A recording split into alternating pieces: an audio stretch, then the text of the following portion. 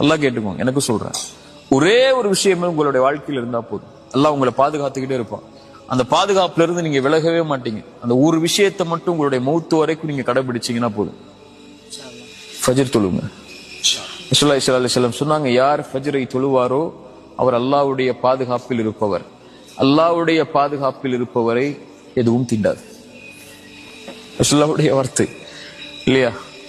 காலையில எழுந்து அவன் அல்லாஹ்வுக்காக என்ற காலத்தை அந்த குளிருள்ள நேரத்திலையும் வெளிச்சமில்லாத அந்த நேரத்திலையும் நடந்து போய் அல்லாஹ்வுக்காக நிறைவேற்றக்கூடியவருக்கு ரசூலுல்லாஹி ஸல்லல்லாஹு அலைஹி வஸல்லம் சொன்னாங்க, யார் இரவுடைய அந்த இருள்களில் நடந்து கொண்டு பள்ளியை நோக்கி சென்று தொழுகை நிறைவேற்றுவாரோ நூறு இத்தாமியோமல் கியாமா, மறுமையில் அவர் வெளிச்சத்தோடு வருவார்.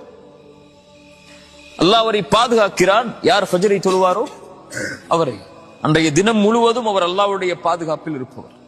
அல்லாஹ்வுடைய பாதுகாப்பில் இருப்பவரை யாரும் எதுவும் அவரை செய்யாது.